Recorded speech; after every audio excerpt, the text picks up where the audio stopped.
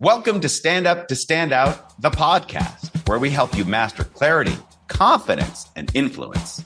Join over 10,000 listeners worldwide and unlock the power to turn your goals into reality. This podcast is designed to bring you insights from the industry and some inspiration to get it done. At DNA, we believe that better communication leads to better outcomes. So let's dive in.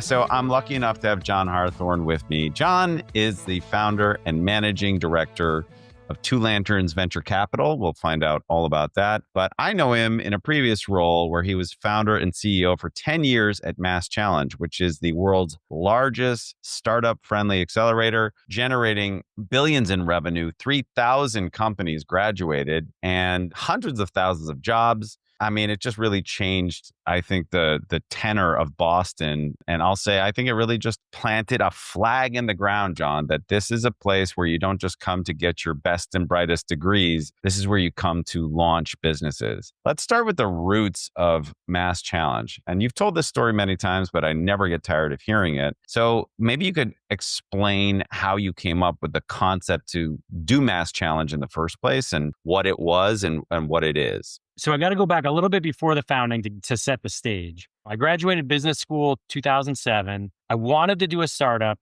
but I also had $150,000 of student loans, and I got an offer from Bain & Company to go be a consultant, and it's a good salary, signing bonus, starting salary, end of year bonus kind of a thing. So I figured, all right, I'll go through the first end of year bonus, pay down my debt, and then I'll launch a startup, right? That was kind of the idea. Graduated 2007, so first real bonus comes December 2008, which you may recall was the worst moment economically in living memory, right? It was shortly after the collapse of Lehman Brothers. It was talk of the next Great Depression. The Dow had dropped 40% in a matter of months. It was really devastating, worse than the pandemic in terms of like just economic distress, turmoil, fear. It was devastating. And so at that time, it was a hard time to leave a high-paying job to launch a startup, right?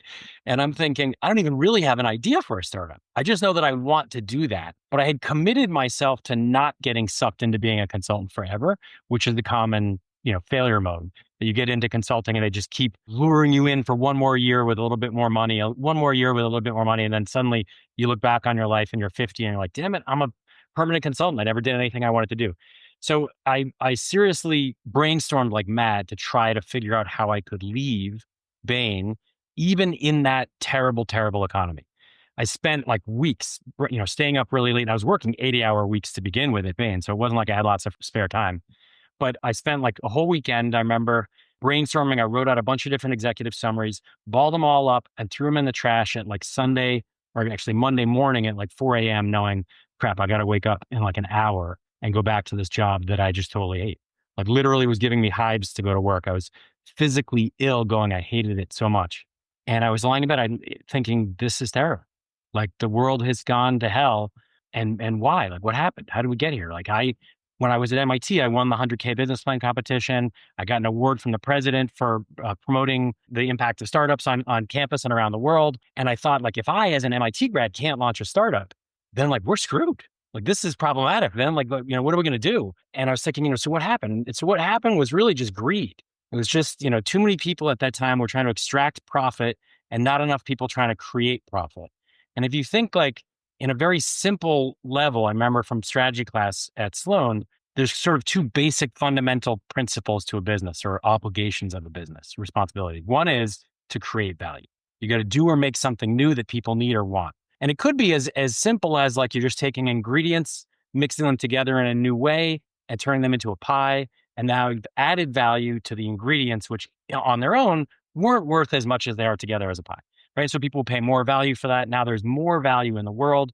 You've created value. So you can think of creating value as making pie. It could also be making telephones or computer equipment or medicine. It could be anything that you do that's new and different and better for the world and just creates value for the world. So that's the first and foremost. The second thing as a business that you have as a responsibility is to capture some of that value so you can sustain the business and you do that typically as profit, right? So you create a pie, you sell it to people, and you get to keep a slice of the pie, basically for yourself, right?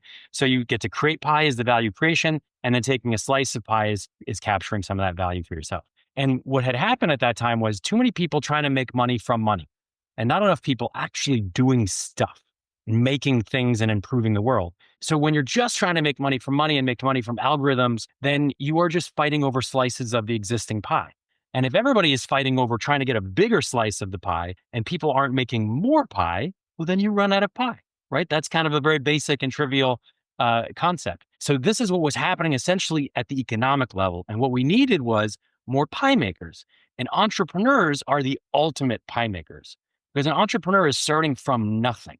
And they are creating often an entirely new industry that never existed before, creating massive amounts of value, potentially billions, trillions of values in some cases, right? From zero. At that time in the economy, I recognized we need more pie makers desperately. And here I am. I want to start a business. I want to create value. I want to solve problems, but I can't figure out any way to do it in that environment because everybody was running away from risk as fast as possible. There was no money available. There was nobody willing to take those risks. Even I, that was desperately attached to the idea of launching a startup, was too scared to leave my job to do it. And so I was lying in bed thinking, this sucks. That was like all in my head thinking, God, somebody's got to fix this, right? Like somebody's got to fix this, or it's like the end of the Western economic model. Like this is maybe the next Great Depression, and then the Eastern tigers are going to rise and take over the world, and it's over. Like we had our run, and that's it. We're done, and this sucks. Somebody's got to fix it. And I was thinking, like, Congress, but they're dysfunctional and incompetent.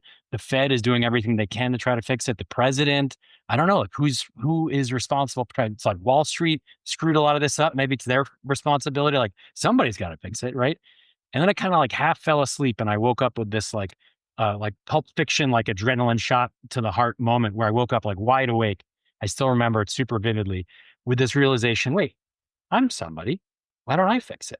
I'll do that. I'll try to make it easier to launch startups. And that was the origin of the idea for MassChallenge, was a recognition that we need to create a system that makes it easy for thousands of people, not two, but thousands of people to create new businesses as quickly and effectively and efficiently as possible and remove as many roadblocks from their pathway as possible, because entrepreneurs create growth, optimism, hope, jobs, wealth. They're a common good for the entire rest of the economy. And even if you think of even like the most successful startups, like Amazon didn't turn a profit for, I think, probably 10 years, 10 plus years.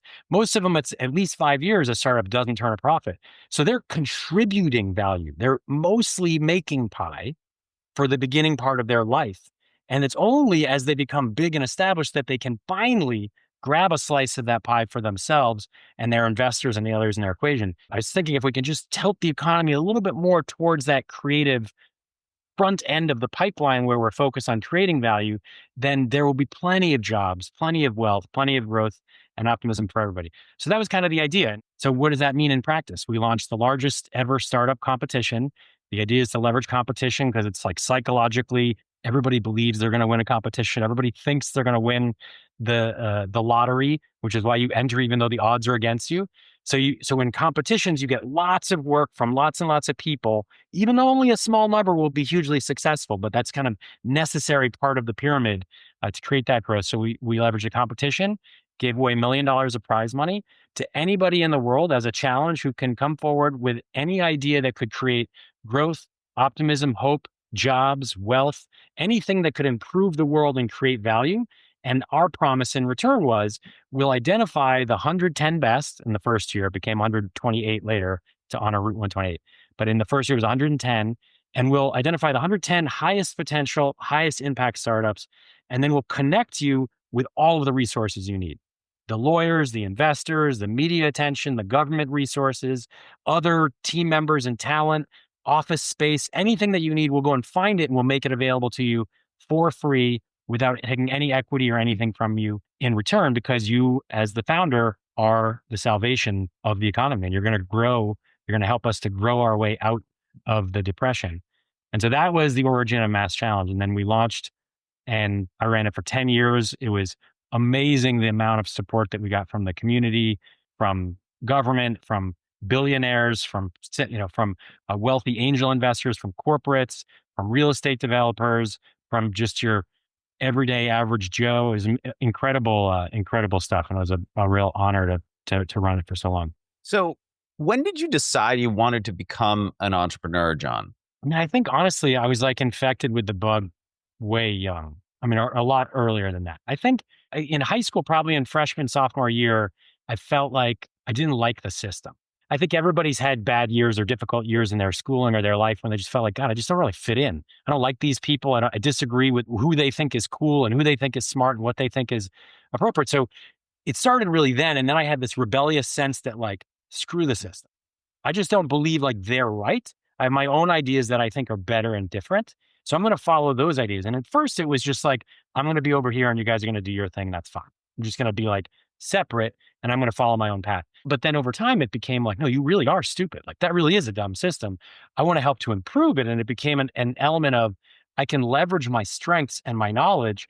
And I think there's a great strength in being an outsider because you can see the weaknesses that for other people are blind spots or for the system as a whole are blind spots. And then you can really create like leveraged models to create value for yourself and move the system into a direction that is more aligned with your values. So even like for me, honestly, I became kind of a delinquent in high school. And honestly, one of the first businesses I founded was I became the vodka dealer of my high school. Certainly not a, above board business and not something to be super proud of. But at the time, honestly, it was a big deal. And it was a way for me to become popular again because I knew everybody that was having parties, who was having parties with whom. And I became the center as this like wholesaler for the group. And so I always knew where everything was happening and I could pick and choose who I wanted to be friends with. And it became like a point of leadership for me in a really weird and twisted way. So it started there. And that's part of starting as a rebel. You're kind of beginning from outside the system and you got to break rules to make the system kind of bow to your will a little bit. So that was my first real business. And then I just became an academic and didn't really do a lot and, until way later. And then it was really in my 20s again. I was kind of followed the like typical path, got a master's degree and I thought I'd be a diplomat. I figured I don't really like that pathway. And then I found myself alone again, like crap, I don't know where I fit in. There's no logical next step for me. I don't know what the business is I'm supposed to do. I don't know anything. I don't have very many skills. I kind of feel like I screwed up and I found myself like empty again. And then so I was trying to figure out how do I fix this? And then I thought I got to go to business school. I got to start something else. And again, it was a little bit of like anger at the system, a sense of being separated from it, and then a sense of kind of like pride and resilience and a desire to overcome it, a kind of a screw you attitude. I'm going to fix it. I'm going to do it on my own. And that brought me into business school. And then at business school at MIT, I just fell in love with startups and realized like, that's how you do that. That is the expression of my personality traits in a productive and useful manner through a business channel. And then it was like a no-brainer for me that that's definitely what I wanted to do. And that led into Bain. I had the debt. I had to make money. I wanted to do a startup, but I couldn't. And then, so when, I had set a timer, once I get that bonus, I'm leaving to do a startup. But then the economy was terrible and it was hard, but it was too powerful. Like the draw was too powerful. I was like, no, I hate this. I really did not want to be a consultant and it like hurt my soul. So I just I had to leave. And then it was just, what am I going to do? Talk to me about that model of creating value and then growing and capturing some of that value. Where did that clear thinking come from? Was that a professor? Was that a melding of your deduction of lessons? Where did that clarity come from? Yeah, it was. I mean, it was one of the simplest models that I've ever had in a class. It was a Professor Sorensen who was visiting from Stanford and taught a strategy class at MIT when I was there. It was a great class overall. But this is a really simple model that those are your two fundamental responsibilities as a business. It's really create value, capture value. I mean, you can't make it any dumber than that, right? It's just very 5-year-old level stuff. And it didn't exactly stick with me immediately in the classroom, but it just like, it's so too easy not to remember. And then it was lying in bed that night, angry at the world, angry at Wall Street for screwing up my chance. I was like, God, I was just about to get my bonus and go and do my startup. And then the world collapsed because freaking Wall Street is too greedy. This sucks. Right. I'm so mad at you guys. You're just so obsessed with capturing value. And here I want to create value. So it just like, it crystallized kind of then and there. A lot of like these step function changes in my life, you can trace back to like moments of anger and isolation, honestly. It's like, that's when I feel like my mind is most focused because I know that like this has to change. Like this is not acceptable. So talk to me about some of the early days at MassChallenge, because one thing that you've seen is thousands upon thousands of startups, and you've seen people on all ends of the spectrum, from nonprofits trying to change the world to, tech solutions or software driven. And this is just all MassChallenge days.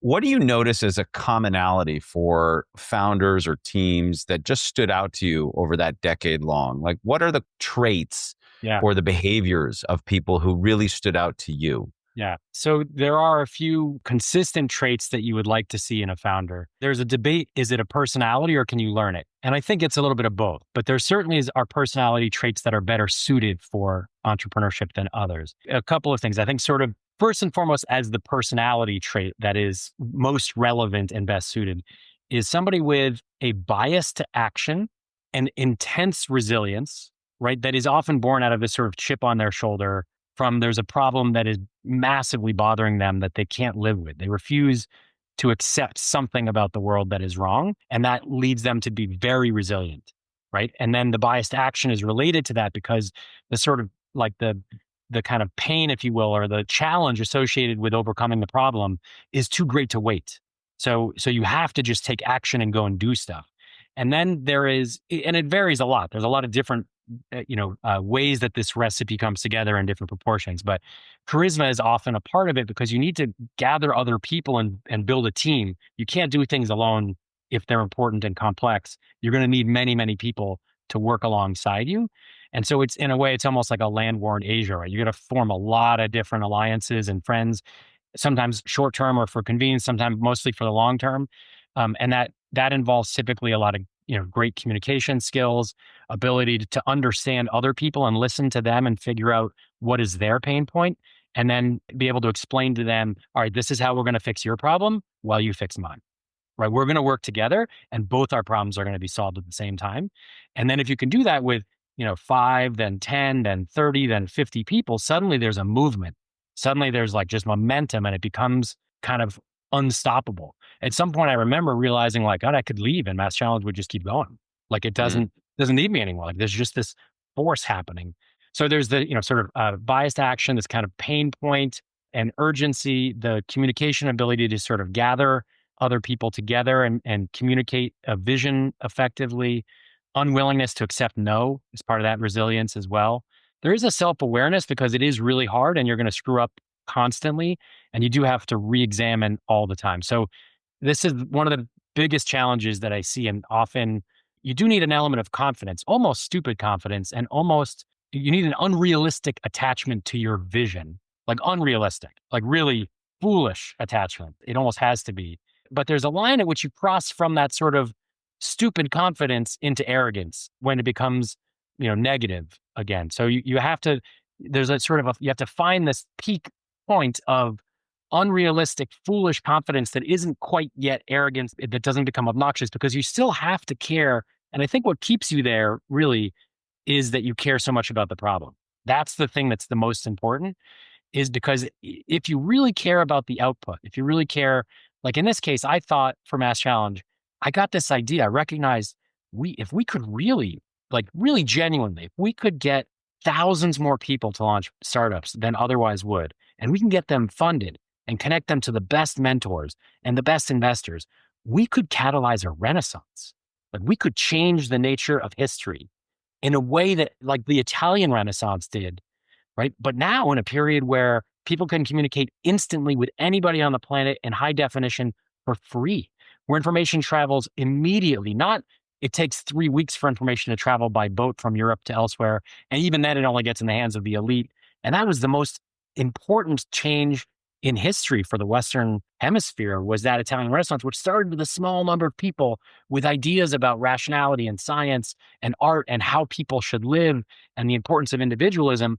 And so this was a similar concept of what if we can promote the creativity as a value among humanity and prioritize that above the extraction of just raw capital. If you believe that that's possible, even if it's really hard, you can't not do it, right? You can't sit and say, screw it, I'm going to go be an accountant. Right? It's just like there's nothing else that will live up to the high of that possibility of like, this could be 1,000-year change in the direction of humanity. And I can see a path, even if it's dark and narrow and hard. So I think that's the most important thing, is that somebody has that crazy, unreasonable attachment to some outcome.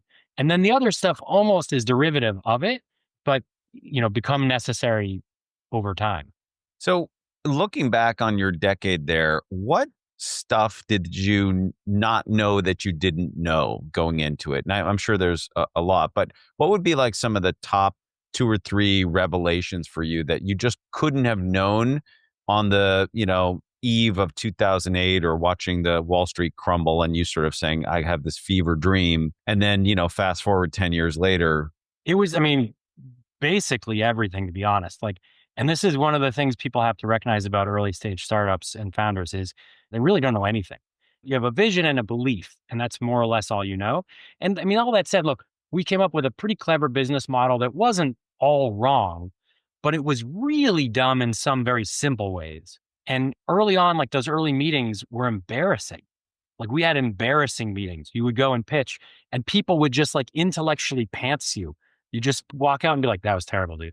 Holy crap. We are we're just way off. We don't know what the hell we're doing. So as an example, we had the first model wasn't a nonprofit. Ultimately, MassChallenge became a nonprofit and doesn't take anything from startups, totally free for startups to participate, and is supported primarily by corporate sponsorships and a little bit of government money and some foundation and philanthropy money. But the initial idea was that it would be a venture fund driven model, and we would get money from the government because this was the time of Obama's stimulus plan. We would get $50 million from the government to have a fund, and we would invest in the winners that would come through the competition, take equity, and then we would sell that equity at the next round of funding. So I remember one of the early meetings with a junior lawyer at a firm that really didn't have that much value to offer us anyway, but just was somebody who took a meeting. And so we were just happy to talk to anybody and pitch in front of anybody. And we pitched to her, and I remember her just being like, oh, okay, so there's a $50 million fund. So you guys have run, how many funds have you run before? And we were like, we haven't run any funds before. Oh, but you're an angel, but you've angel invested then. How many angel investments have you guys made? We're like, no, we haven't, zero. We haven't done any at all. She's like, oh, so you've never done any, have you been part of a team that did angel investments before or something? No, we have zero experience investing at all. And she's like, all right, so you have no experience investing. And then you think are you just are you really rich? Where's the 50 million?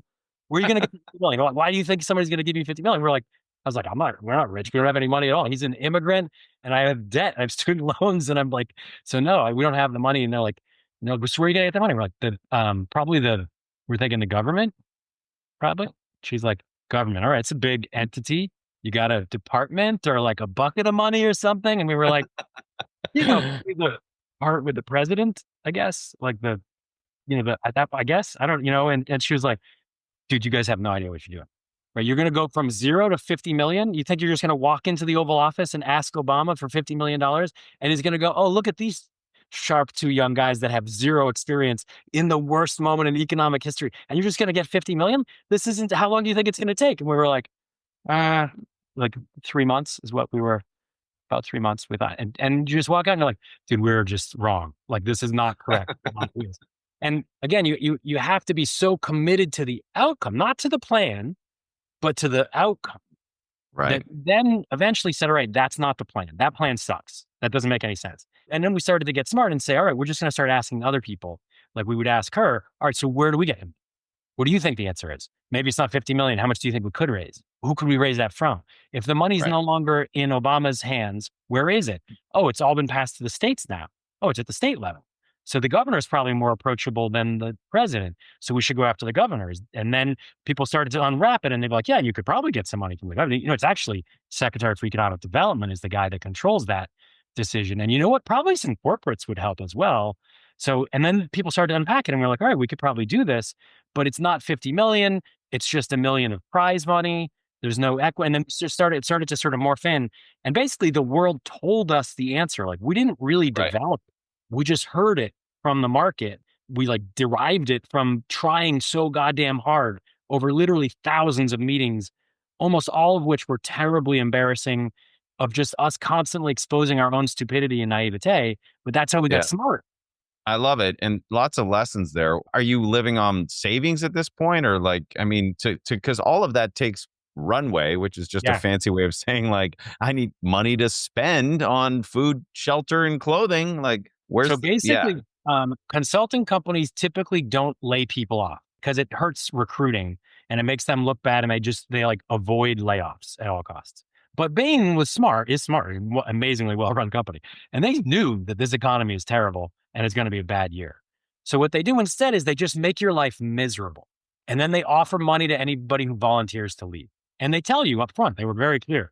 In January, you come back from the break and they're like, all right, everybody, this year is going to suck. Probably no bonuses. We're going to make everybody work double shifts. You're also going to have to be working on books and research on the side.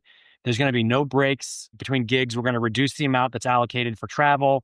Everything is going to be way worse and crappier. We're going to bring in fewer young people. So you're going to have to do more of the work yourselves. Everything just across the board terrible. Anybody who wants to leave right now, come to the office. We'll give you 5 months salary. You can do 2.5 months of work, and then you can leave and get 2.5 months of just free salary.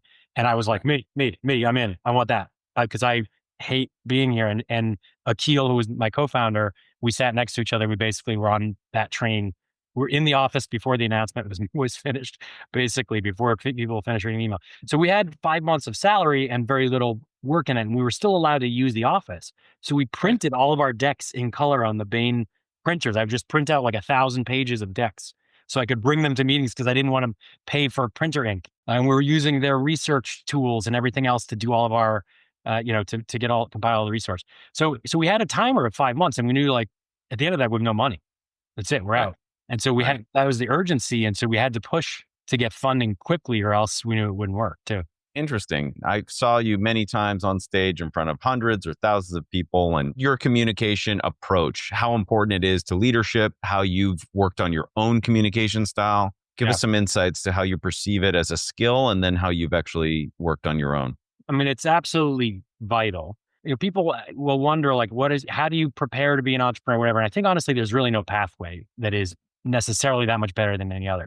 For me, like I studied literature in college. I majored in literature. That was helpful for me. Like I didn't, with no anticipation of it being helpful in this way. I just, what I liked and what I was good at. I had no plan for how I was going to use that in the real world.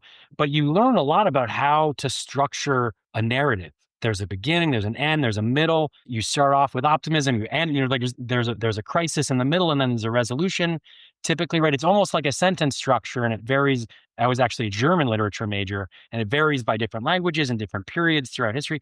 So I think that influenced me a lot, is how like the various styles of communication, of when you should be using punchy short sentences and getting direct to the point, and when you can be long-winded and give a long narrative that's lots of details and things. I just had kind of a background in it. And then I had, before business school, worked in corporate training. And so I did a lot of public speaking, and it was technical training. So like computer security, walking people through how do attackers break into your system and hack in. And I didn't know the content well. So I had to have other people explain it to me like I was a 5-year-old. And then I had to explain it to other people. And so I learned to really reduce it down to its essence and then be able to convey it. So that way I knew for sure I understood it. I couldn't just repeat the jargon because I didn't know what those words meant. So I had to actually reduce it down to like in simpler terms. What does it mean? And I think that helped me a lot as well. And it gave me a comfort in front of large crowds. And that helped me throughout the MassChallenge trajectory. But I think honestly, and I think the sort of my communication skills were definitely important throughout it. But honestly, the best and most important communication element throughout all of MassChallenge was other people communicating to me. This is really important for everybody who wants a powerful startup ecosystem to recognize, is that, again, the founders are basically idiots. I mean, they know they want something. They're geniuses at one thing. They have one visionary idea that is amazing and beautiful and incredible. And they basically have no idea how to make it happen. Or if, let's say, there are 100 steps required to make it happen, they know 22. Like they know a very minor, small slice of what they're going to have to do. So the rest of the community has to help them and tell them, for instance, that's a stupid idea. That part of your plan where you walk into the Oval Office and get $50 million, no way. Not going to happen. Don't stop wasting your time on it. If it hinges on that, you're screwed, right? So then I got to figure out another way and walking through it. So the best in my mind, in my experience of it was, and there's a lot of great people at this. Josh Boger's amazing as well. But Desh Deshpande was one of the best of all time. And he just had a way like it's so brilliant, but he made it seem so simple and casual, but he would just ask us questions and the questions would expose the flaw. But you end up walking out thinking, I figured it out. I figured out a flaw. You don't realize that he's telling you that he's like marching you to the answer with his questions, but he was. So you feel like empowered and you feel like you're in charge. He takes no credit for it. He's just this like calm, wise guru on the sidelines that is humble and peaceful, but is like really almost directing you to the answer. And then he would give you very simple sounding, but difficult tasks that would force you to exercise exactly the skill set that he needed to know whether or not you were going to make it to the next phase. And if you were, then he would give you the next one. So as an example, we went to him the first meeting. He'd spoken at a conference that I ran when I was at school. So I reached out to him. I was like, this guy's amazing. He's a billionaire. He's at 4 startups, IPO at over $1 billion. Genius mentor. There's an innovation institute at MIT named after him. One of the nicest guys I've ever met. And so he agreed to meet with us for half an hour on a Sunday in the lobby of the Marriott Hotel in Kendall Square. And when we get there and we're walking around practicing, we see him on the couch. And it turns out he's got like 4 hours blocked. And there's 8 people pitching for half an hour segments. And this guy, look, he doesn't need this. He is already very successful. And he's already a huge philanthropist. So like, he's doing this because it's the right thing to do. And because I think it interests him and excites him. But so we pitch him. And we tell him, this is what we're going to do. We're going to launch this largest competition in history. We're going to catalyze a renaissance on the planet and change the trajectory of humanity by restoring creativity to the soul of the economy. And he's like, it's a great idea. Yeah. So who's going to do it? We're like, what do you mean? Like that we're doing it. He goes, no, somebody should do it. I agree. Somebody should do it. We're like, no, we're the somebody. That's why we're sitting here. He goes, oh, really? You guys are doing it? We're like, yeah, that's like the whole point of this. It's like, so you quit your jobs? You don't have anything else? You're not doing anything else? This is it? You're like 100% committed to this? And we just quit our jobs. So we're like, yeah, we did. He goes, oh, good. You should have started with that. All right, then I can help you. And that was just test 1. Are you committed? If you're going to ask me for my commitment and me to take risks, then you have to show me that you're committed too. Right? So he's like, all right, then I can help you. All right, write down the following list of names. And he gave us a list of names that was like presidents of universities, top managing directors at law firms and venture funds, top professors at entrepreneurship centers, entrepreneurs, et cetera, about 30 of them. And he's like, go talk to them and come back and tell me what they say. So we set up like meetings and when you say, Desh Deshpande told me, actually, we asked him to email them. We said, we'll send you a draft email for each intro. You forward it and say, I want you to speak with these people, please. And he goes, great, no problem. Happy to do it. We sent it at like 10 p.m., 10:30. He had forwarded all of them along. And by 8 a.m., we had a response from every single person. I will clear my schedule to meet with you because Desh said I should. So we get all these meetings stacked up. We go and we get all of them to sign a letter saying, I support this idea. It's a brilliant way to create jobs and growth in Massachusetts. And these kids aren't. So we like force them to like give us a signature. We go back to Desh. We lay out the 30 letters out on the table and we're like, check it out. Royal flush, baby. You sent us on a task and we came back 100% response rate. What do you say? We win, right? And he goes, so what? Signatures are free. You're good at marketing. Who cares? We're like, what do you mean? I was like, well, you asked us to do. And he's like, who's going to write you the first check? I'm like, well, I don't know. We were thinking there was the government, maybe. I'm not really sure. Maybe the governor. He goes, good. Go back and get some money and then come back. And it's like, you've been enjoying it so far because you're pitching an idea and everybody loves ideas. Signatures are free. Who cares? I gave you a signature. It's not. Who's going to write you the first check? And we're like, well, will you give us the first check? And he's like, nice try. No. Go get some money, come back and then talk to me then. Now you're going to go home crying. People are going to kick you out of their office, stop answering your phone calls, stop responding to you. Now it's going to get a little harder. And then we ended up going back. We did get money. We came back, met him, and he was like, I'll match the money. Who else do you know? Let's split the rate. And then he would keep helping us, but he gave us like discrete tasks. Very clear, very simple, one thing. Go do this one thing and then come back. And don't talk to me till you're done.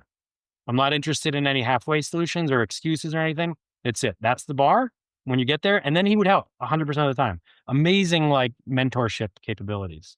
Yeah. What I love about that story, there's so much to unpack there, but it's offering help, but you have to help yourself. Yes. And I also like standards, not goals. Like go do this is a standard, right? The goal doesn't really matter. Like goals are cheap and easy, but a standard is we're going to bring you this deliverable. This is the output that we're going to have. Yeah. And so obviously, and I wonder where he got that approach from, because it's the right approach. It's mitigating risk. It's testing people. It's giving the litmus test to say, are you worthy of this in the friendliest way? And again, it's very empowering because he places the burden back on you, but he is helpful. He's not like you're alone in the woods and I'm abandoning you. He's like, I'll give you some like a little bit of clothing and a little bit of, I'll give you the necessary goods to survive to the next stage. But now you got to go do it. You got to show me that you can. And if you can't, then you shouldn't be doing this. Right. That I think is, he consistently had that guidance for us around MassChallenge is don't coddle the startups too much, because the fact is it's hard. And if you make it too easy, you're not giving them a fair chance thereafter. You have to make it hard, because otherwise they shouldn't be doing it. Then they should go get a job as an accountant.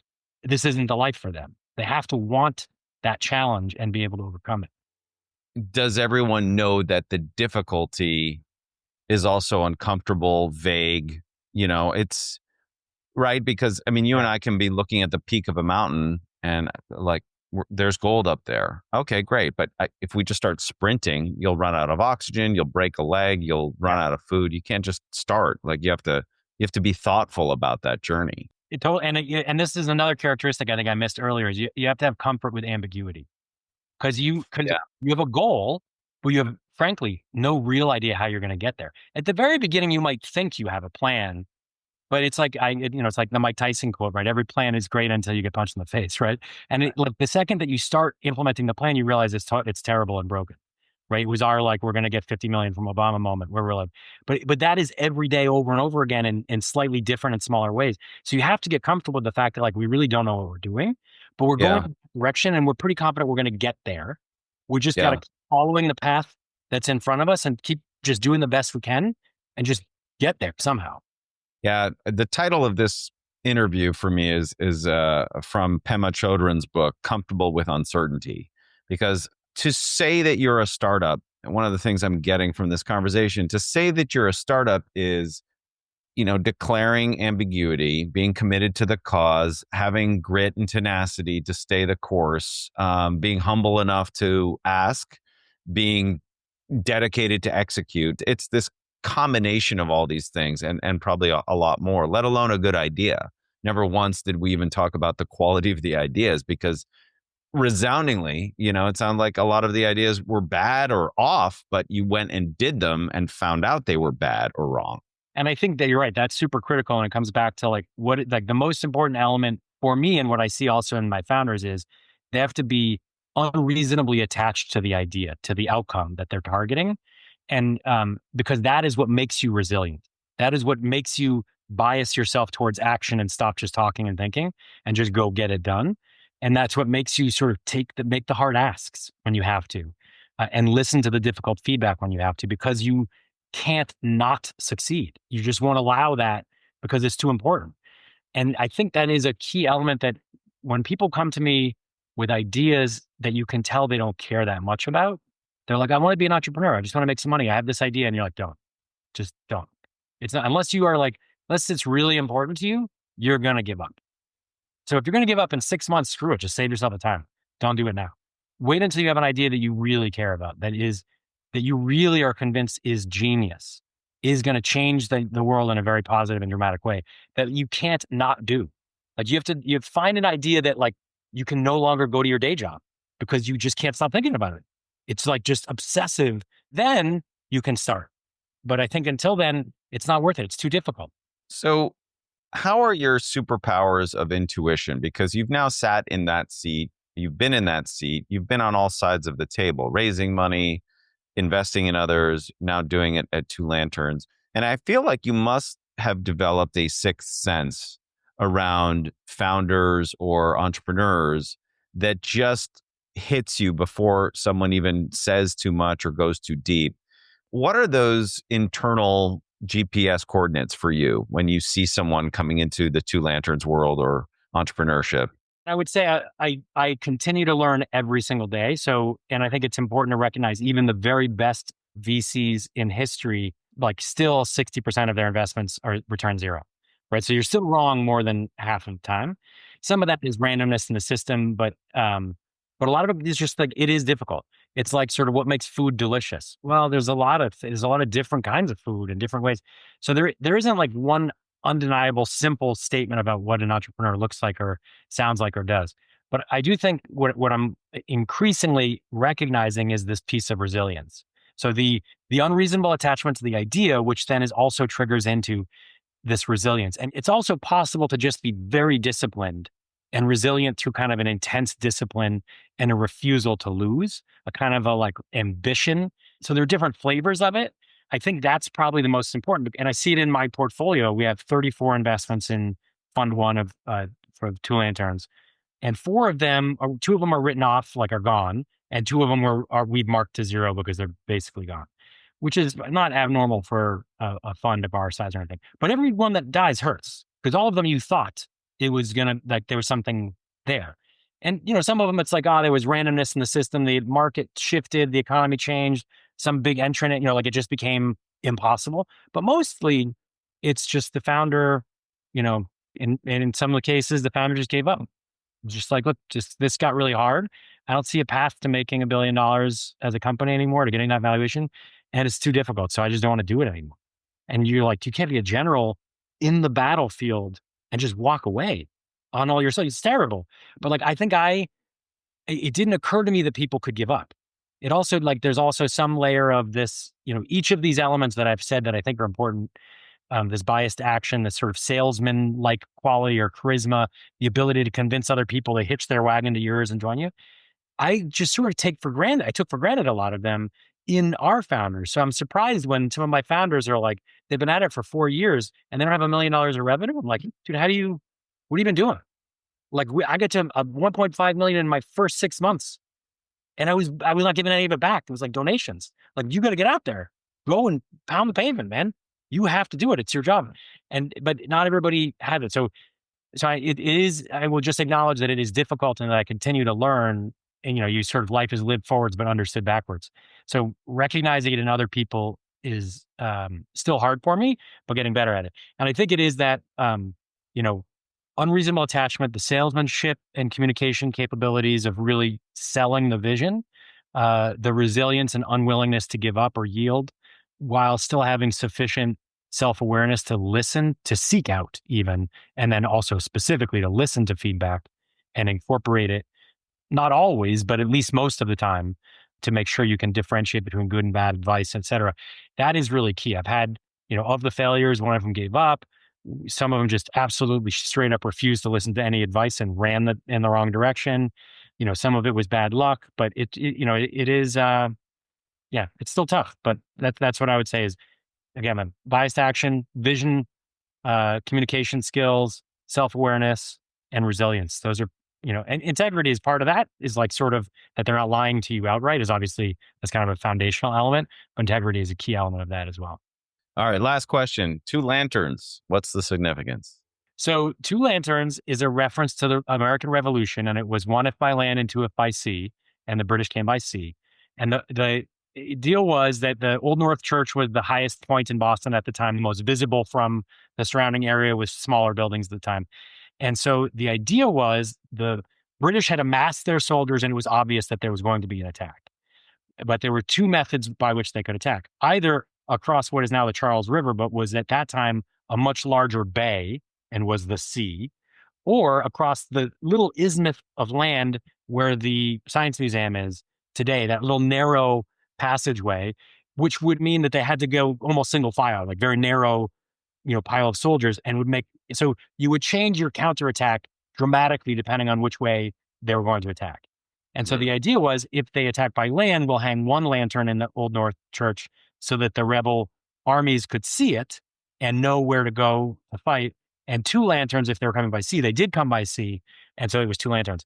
And the reason that I'm attached to that is there's a couple, but one is that I am distantly related to the major general whose idea it was to hang the lanterns, which was Joseph Warren.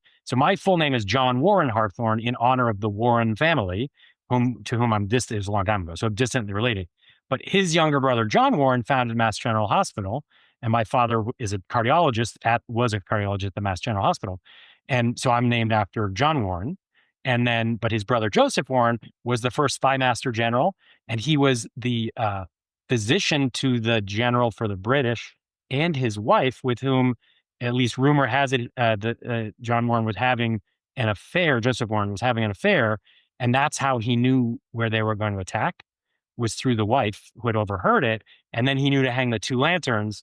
And that was the spark that ignited the American Revolution. And so the idea is, this is also the spark that will ignite a revolution. And then on top of that, the sort of symbolic layer that it is really lonely to be a founder, but we'll come and join you and bring our lantern and join you. So it'll be two lanterns walking instead of one. What I also love about it selfishly is that it also is the power of clear communication, that everyone understands what that symbol means and they know what to do and take action. And what drew me to pitching in the first place in communication was that you have to take action. And I've heard a bias towards action as a running theme.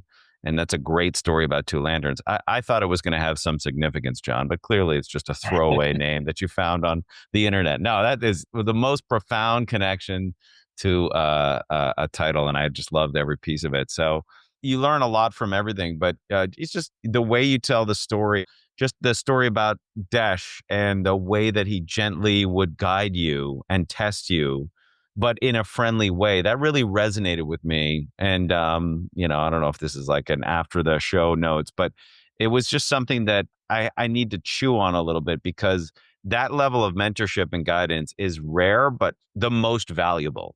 It's funny, like this is where, again, even now, like I know these lessons and I've shared them with other people before, but it doesn't mean that I emulate them, even though I should emulate many of them. So it's helpful to retell it. But like when I get pitched by startups, it's the instinct is to tell them what's wrong with it. Right? Here's why that's not going to work. Nobody's going to pay you money for this thing. This part's stupid. Nobody's going to hear it. And you just want to kind of burp it out. And that is depressing as the founder, because you're like, God, everything sucks. Everybody hates me. But he had a way of not telling you what was wrong, but just asking you questions and saying, why do you think people will adopt it? What kind of evidence would prove to you that people are going to sign up? Why don't you go and get that and come back? Right. So he would identify the weaknesses and then go make you solve that weakness and then come back. And then you'd be like, you solved all the weaknesses. Guess what? We're working together.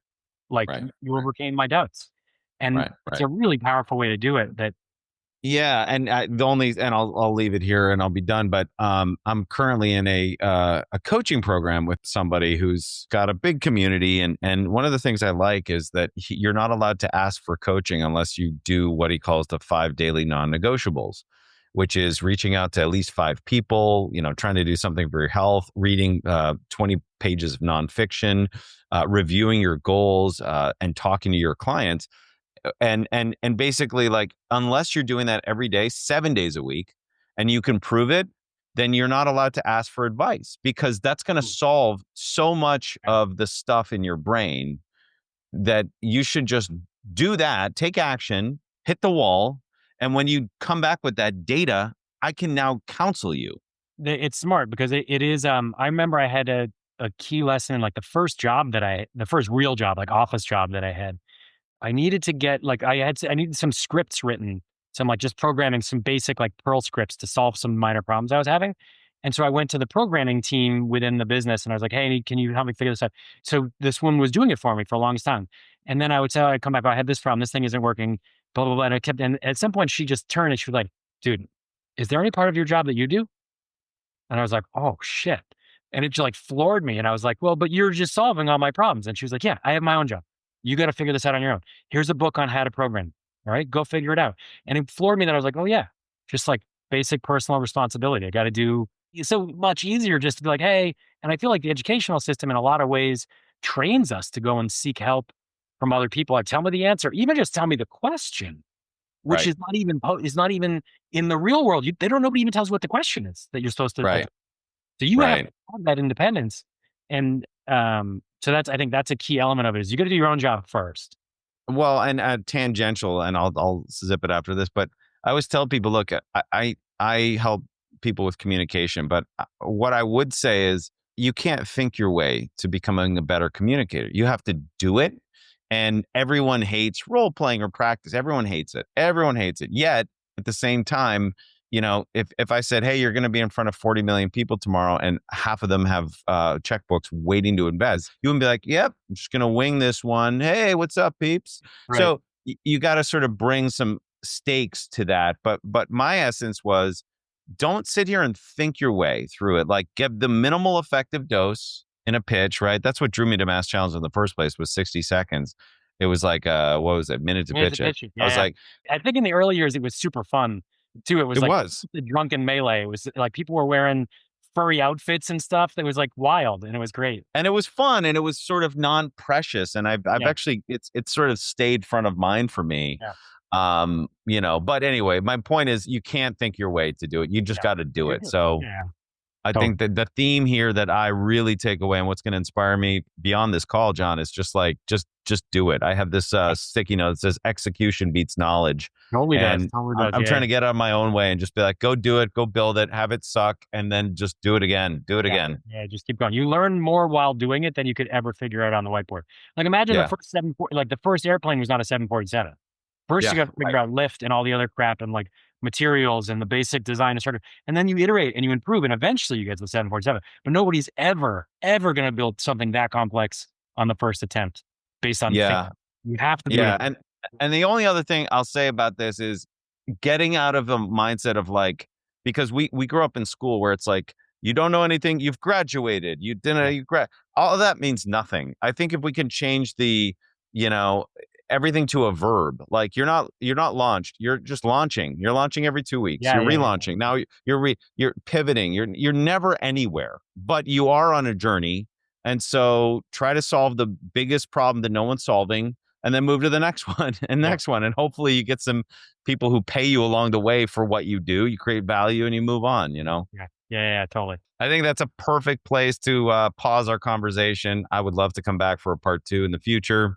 Anytime. I just had delight speaking with John Harthorne. And if people want to go find out more about what you're doing in the investments, what is the best place on the internet to go search for what you're up to? 2L.vc. The number 2, the letter L.vc, or you can write out 2lanterns.vc also works. And that's our website. It's got a list of all of our 34 investments on there, a little bit about my background, and then my partner, who is better looking, smarter, and more interesting than me, Michal Gilon-Yanai. She's described there. And then also our associate, who likewise is better looking, smarter, and more interesting than me, Lily Toto. She's there. So that's where everybody can check it out. And I want to say before we break up, Stuart, you were by far the most popular of all of the mentors and people with whom we worked throughout all of the years of MassChallenge, and did such an incredible job donating so much of your time and energy. And like literally you've contributed an enormous amount to thousands of startups that came through MassChallenge. So thank you for that. And anything you ask me, you've got a default yes right off the bat. So anytime I can help you, you got it. That means a ton to me. Thank you for saying that. And I loved our conversation. So thanks, John. Anytime. Subscribe at d8.com to get access to our cutting-edge research, expert insights, and deep dives with industry leaders shaping the future of biotech. You've been listening to a podcast production from d8.com. All rights reserved.